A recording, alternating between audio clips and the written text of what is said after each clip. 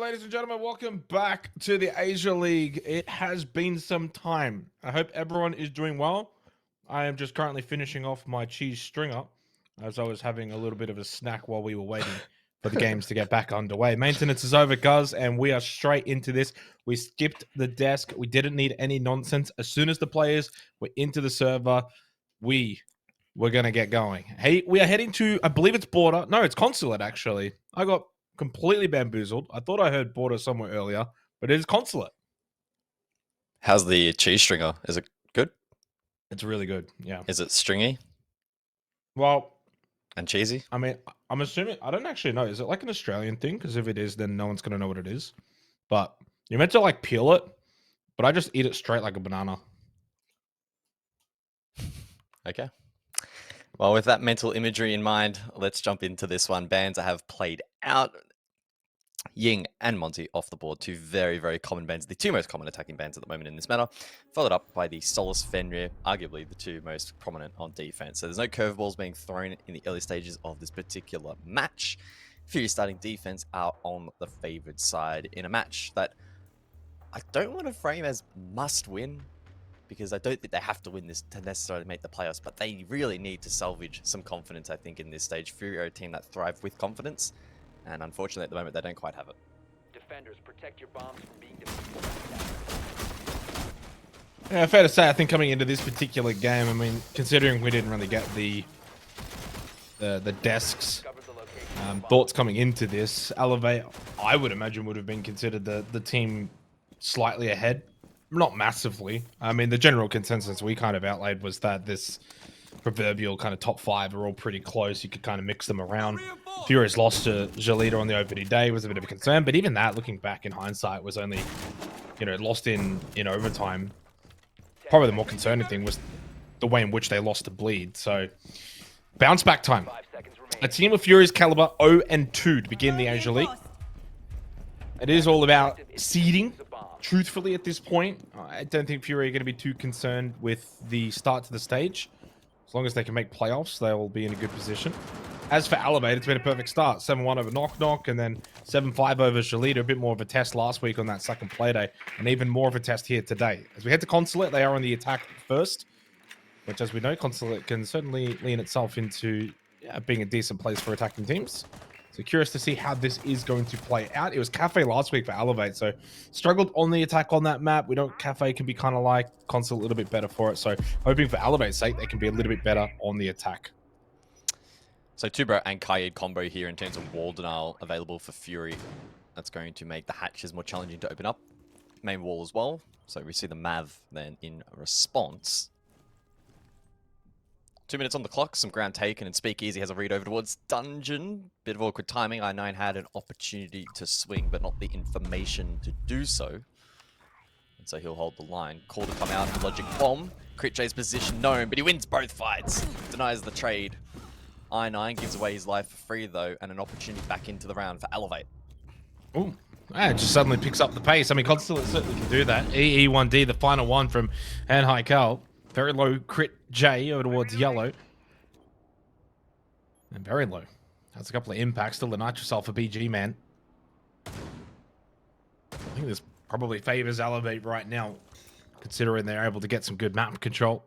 They get rid of the Azami, who can generate those keeper barriers throughout the rounds. They do lose the Dockerbee, but one Logic Bomb was already used. And, well, no, EE1Ds does mean, in terms of finding these defenders now, will be reliant entirely on these drones. Jay is going to get spotted over towards the yellow stairs. So he has been droned out. Alex to push forward into the corridor. Watching the angles down, Elevate, very much aware of his position.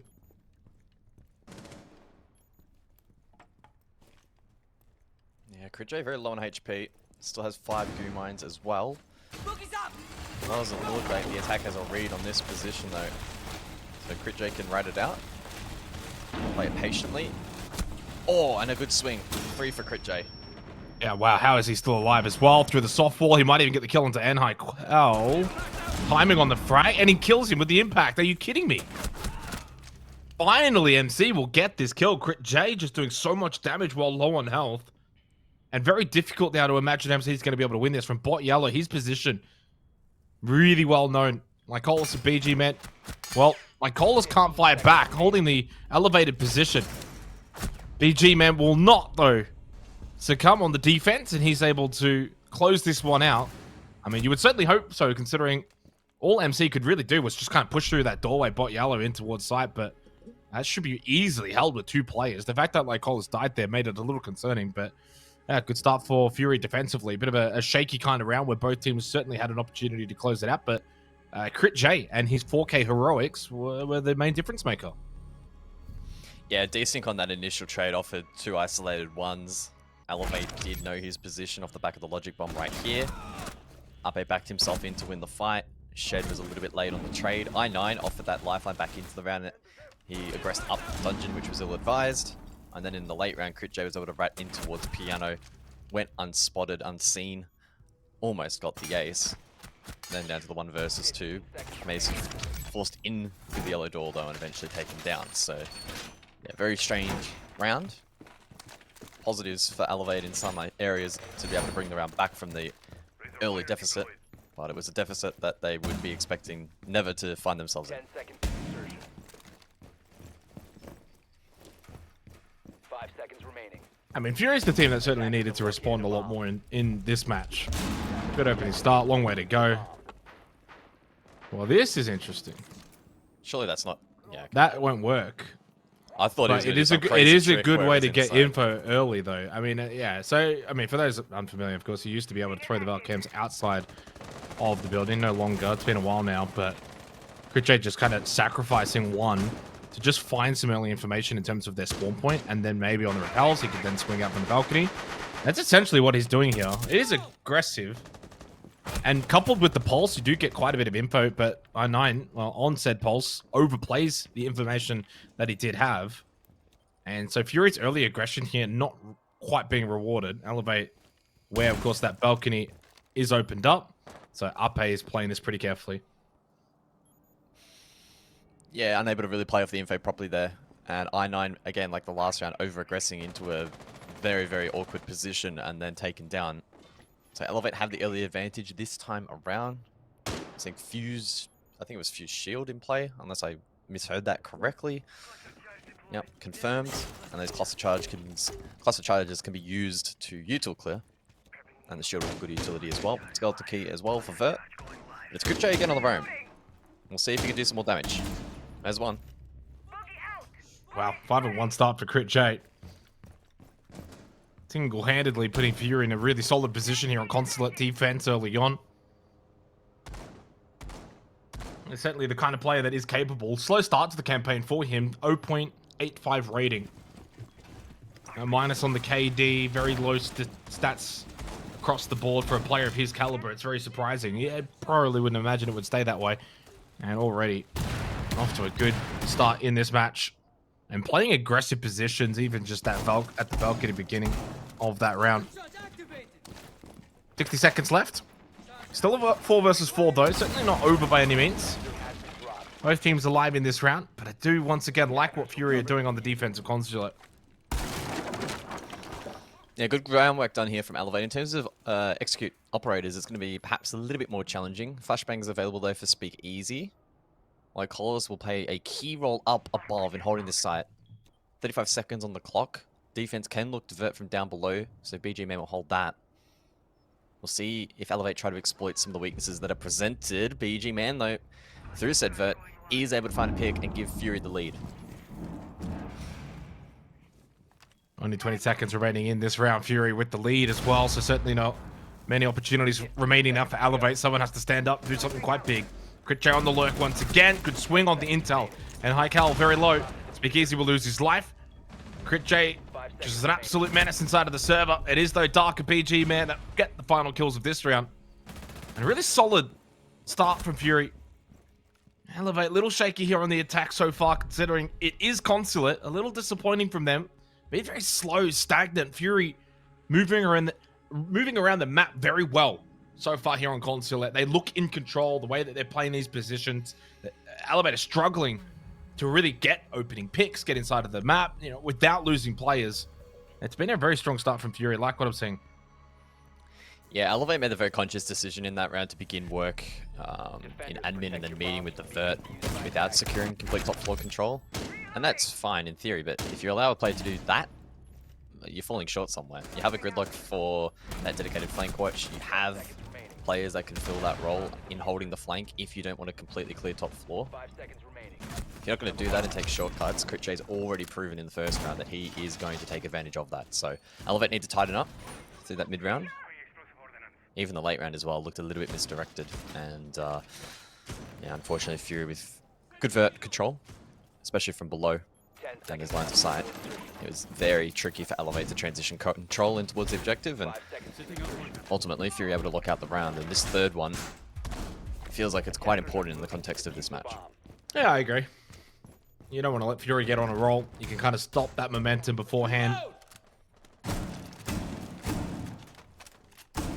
And I think also, yeah, kind of going outside of this one particular game right now, the general consensus is these two teams should be pretty close. So you really don't want that consensus to change all that much. If you do kind of get beaten by Fury pretty comfortably. Elevate, it's not as if they've played only the South Asian teams. Yeah, they played Knock Knock day one, but beat a pretty decent Jalita, a Jalita that won comfortably today, that beat this Fury roster too. MC take it very low. Again, it's Fury that are kind of seeking the contact, as I usually like to say, and it's always a good sign of a team that's not fearful. Not fearful of making mistakes, but also understanding on a map like Consulate, if you want to deny those entry positions, you're going to be far more successful as a defensive team. And again, CritJ's on the Alla. I mean, that, to me, is just speaking volumes of the confidence he feels right now.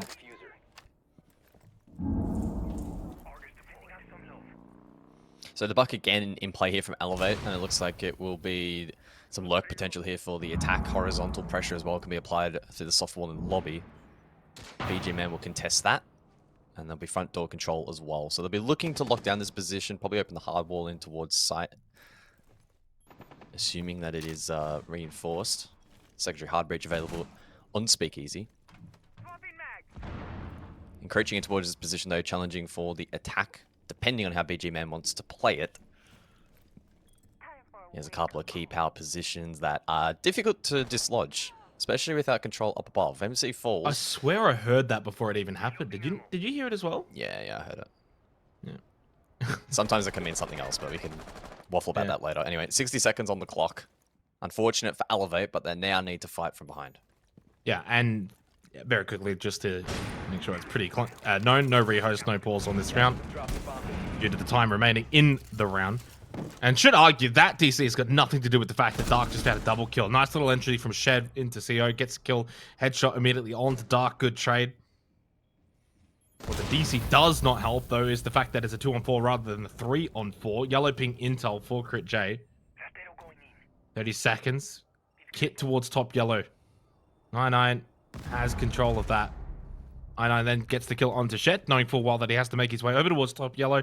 And NHK's all the way over towards Spiral without Kit. Arguably without much of a chance. Does get a nice kill on to BG Man. 15 seconds. What all Fury have to do is wait the clock out, because NHK does not have the kit. It's top yellow. He makes his way in, and like Coles will get a free kill, and I imagine we'll get a technical pause. Yeah, unfortunate though for Elevate. Hard to measure just how much of an impact it had. I can't help but feel the double kill would have been pretty disastrous anyway. Yeah, when I first heard the sound, I thought it may have just been... Sometimes like the squad can disconnect, but you stay in. Yeah, I don't know, it's a bit strange. But yeah, quite obvious that a player disconnected, as you mentioned, far too deep into the round for a rehost to be called. And so that result, barring any other external circumstances, will stand. And it's a perfect defensive rotation from Fury. And even taking out of the equation round number 3, where they had a compromised player. Round 1, a little bit unconvincing in their ability to clear CritJ. Second round, CritJ again allowed to flank, and then the transition from above site in towards the objective was poor. Fury definitely have Elevate's number at this point in the match. Yeah, they certainly do. And it hasn't really been particularly close rounds either, which is concerning for Elevate on a map like Consulate too. Like, this is a little bit concerning.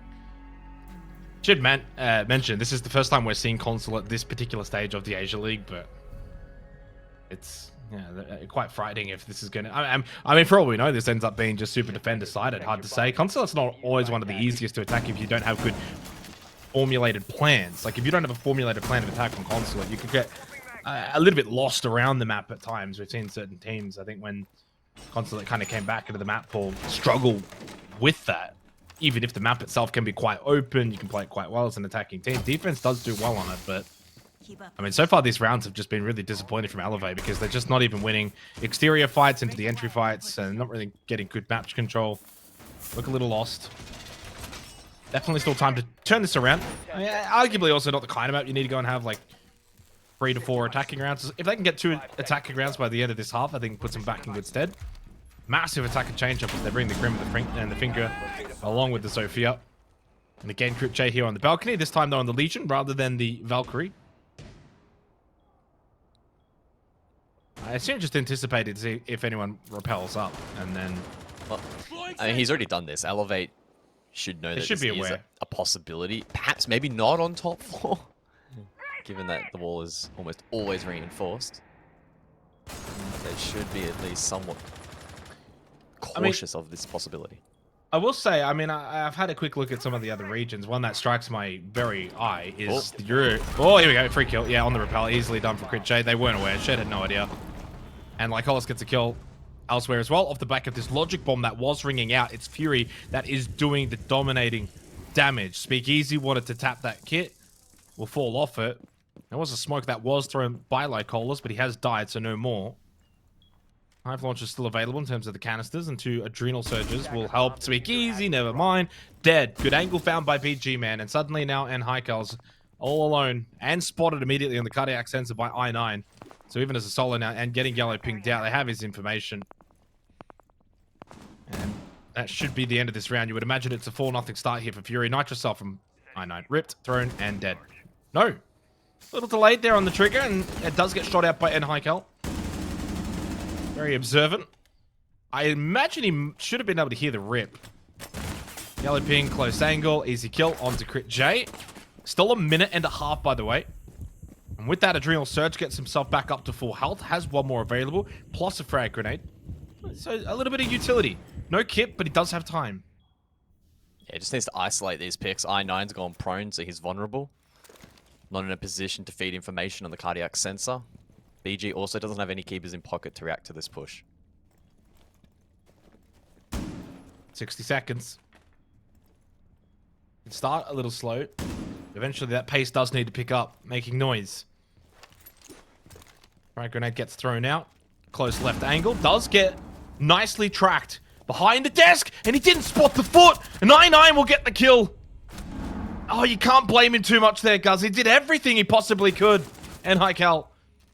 I mean, we could see the little foot because we could see the outline, the x-ray. We knew where he was. But when you're looking in a different direction, it's very easy to miss something like that. 4-0 start for Fury. And the point I wanted to quickly make was over in Europe, it's a 73% defensive win rate on Consulate. Now, again, it's only 3 plays of the map, which isn't the worst subsample. It's actually the 2nd most played map in EUL. But yeah, something to just keep in the back of the mind. APAC's a little different, though. I would have thought this would be slightly better for attacking teams than 73%. But so far, the way Fury have played it, they've been so aggressive. They've made life very difficult for Elevate. Yeah, Crit J goes once again for the play on the exterior breach. I thought that maybe he'd restrain himself after revealing it prior. I had the confidence to back him in. Valiant attempt there from Nhaikal in the 1v3. The 1v2 trade position there from Fury was pretty suboptimal. Going prone and putting your teammate on an island like that. Not the best way to play it out. No immediate trade meant that there was an opportunity for Nhaikal to win that out. If you had spotted the knee of the player prone, probably would have won the fight. But not meant to be. Elevate take their tactical time out at the most appropriate time in this match. They sense that the next 2 rounds are critically important. If it is to be a very defender-sided map, they still need a safety net. So, rounds 5, round 6, quite important. They need to find a way to tame this aggression.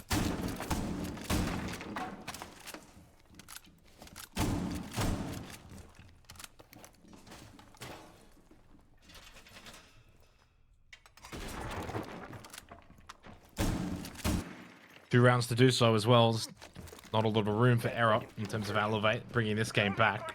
Slow start, get a couple of attacking rounds there to close this, and who knows what they could maybe do on the defense. Certainly could replicate what we've seen from Fury, but a response. What a response from Fury so far in this half. Exactly what they absolutely needed. I mean, it's not like the start of this league has been utterly disastrous. I think there's expectations for Fury because they've been to Majors, they've been to SI. They lost to Jalita, but I mean, it was overtime. Very defender-sided Oregon. It happens. Admittedly, thought that they could have played that a bit better, and then you lose to Bleed. Okay, well, a lot of teams are going to lose to Bleed. Off night, best of 1. Hard to be too critical of that. And just maybe, at least for my sake, having predicted Elevate to win this game, it's so difficult with these predictions, but it's easy to get sucked in by the opening week in terms of the results. You know, Elevate's 2-0, Fury's 0-2. It's very easy to say, well, Elevate maybe should win this game, but Fury have got the credits in the bank. Right now, Elevate, though, looking for a direct hit, or at least looking to open up the main breach. And they've been able to finally do so. I imagine now they'll turn their attention up above over towards Expo and Piano. And a long Repellion as well here from Ape, and Logic Bomb will get used to help him clear out top floor. How prevalent will the roam game be from Fury? Oh, there's one. It's Crit J, the Danger Man on the Legion, combined with Dark on the Mozzie. I think deep over towards Secretary in that split position. Trying to see if they can force an attack into chasing that position. Elevate have made good ground elsewhere, though. Instead, working down below. Main breach, as we saw before as well, already opened up, so they can begin to establish a bit of a horizontal pinch. Really good combination there of the Impact EMP from the Gridlock, Secretary Hard Breach from the Buck. And Shed, well, looks to try and swing main. But Fury have clued into that. They're ready, and Lycolis lands the shot.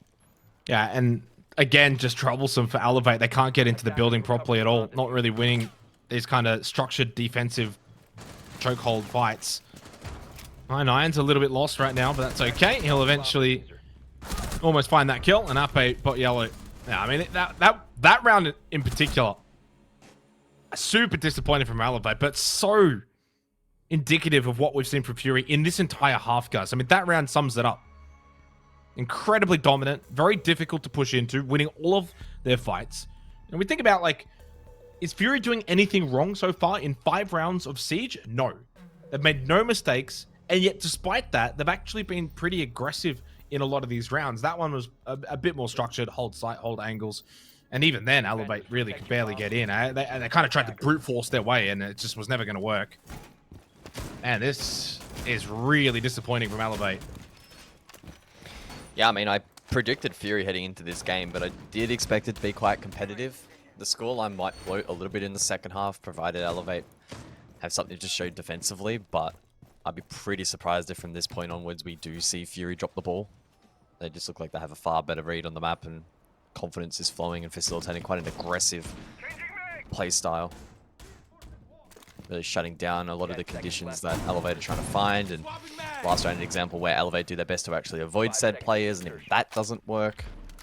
So to the credit of Elevate, they are trying some different stuff in this particular game. I think it's really just a case of, in a best of 1 like this, you can only adapt so much throughout the map. Unfortunately, they're probably not going to have enough time to bring this result back.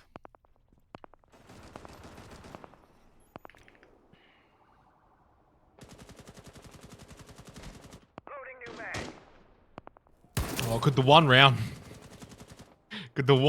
be all that's required for Elevate? I mean, I know that's quite daring to say, but you just never know until we get to that second half and kind of see if they're able to kind of do what Fury's doing on the defense.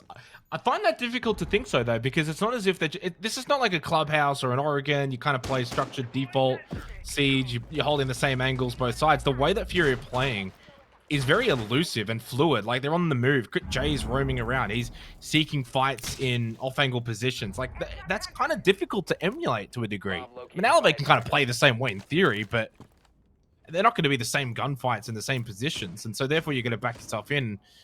Right now, no one's playing as good as Crit J inside of this server. Although Dark is, well, tied, so I guess he is, from a numbers perspective. split here for the final round of the half. Just over 90 seconds left. Again, difficult to even get entry. Big Easy's kind of in. Everyone else is very much still outside of the building.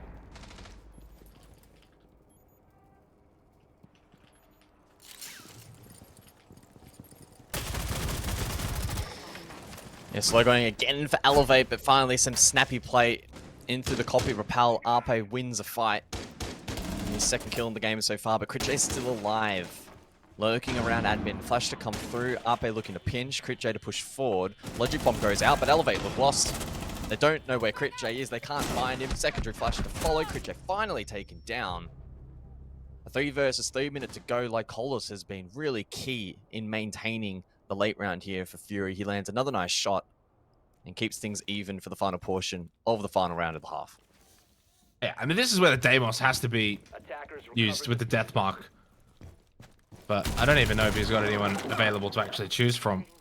I can't see it because of the, yeah, I guess he does have someone. There you go. The Kaid's going to get scanned out, so he's going to be pinged straight away. Shed was actually just directly above him.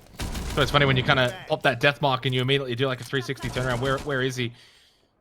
MC's going for the plant. Attackers dropped into It's just no one watching, no one's covering. And Haikal was not holding the correct angle, and BGMS just walked up right behind him, shot at him.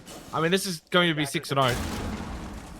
And Haikal looks a little lost right now. Shed's been able to make his way in, grab the kit, sticks it immediately.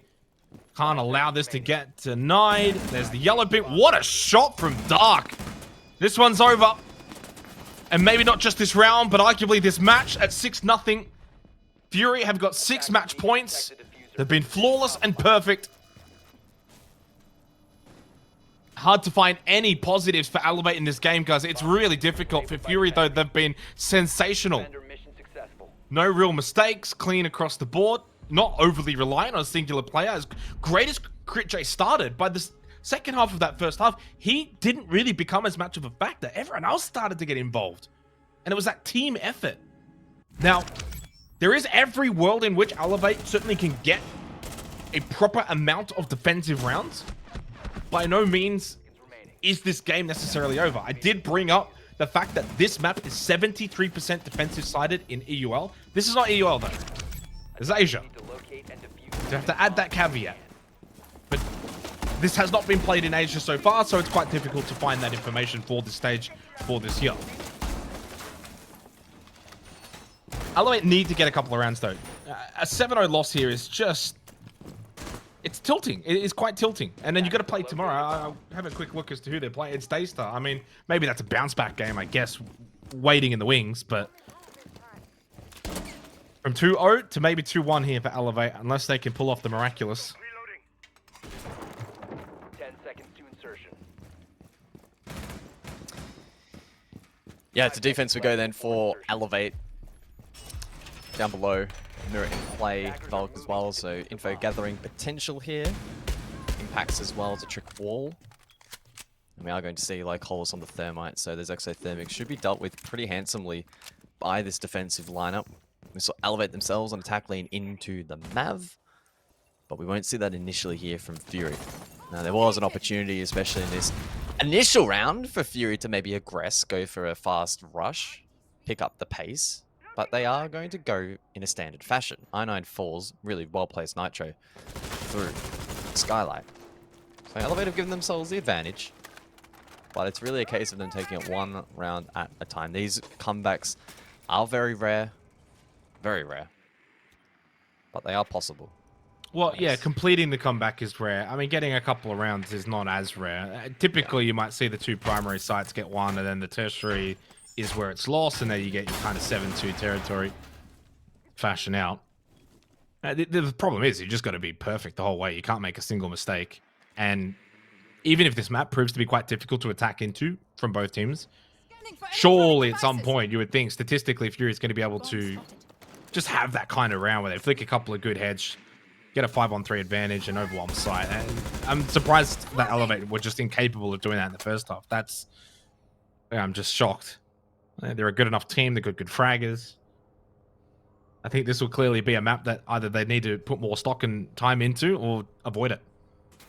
They've gone to it. They've given it a try. It hasn't worked. Nature of best of ones during the group stage portion of this tournament. You can kind of have these sort of nights, guys, and it doesn't have to affect your entire campaign, but you do have to learn a lot from this. Yep, 100%. Main breacher focus here for Fury, as Critch will work into a yellow stairs position. Now, he's been such a dangerous player today. In the face, though, of the keeper barrier, the mirror window, a couple of different lines of sight. This is a difficult entry for him to make. No one in Pillar, though, may alleviate a bit of that pressure, as Lycoris will go deep for the plant, Fury to cover. Yeah, and this looks like it's going to stick. No one's denied it. That's Attackers just activating poor. diffuser. Oh my god. Wow. Well, I just don't even want to. I mean, this is ridiculous. Whatever. Wow, that is awful. Great from Fury. Great from Fury, but they've just walked into sight with the free plant. Where's the response?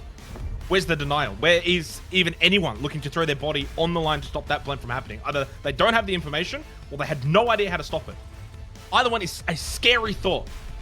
But an incredible, incredible response from Fury, though, from a campaign that started off quite shaky. 0-2 to begin, but they are now 1-2 and make Elevate look downright silly.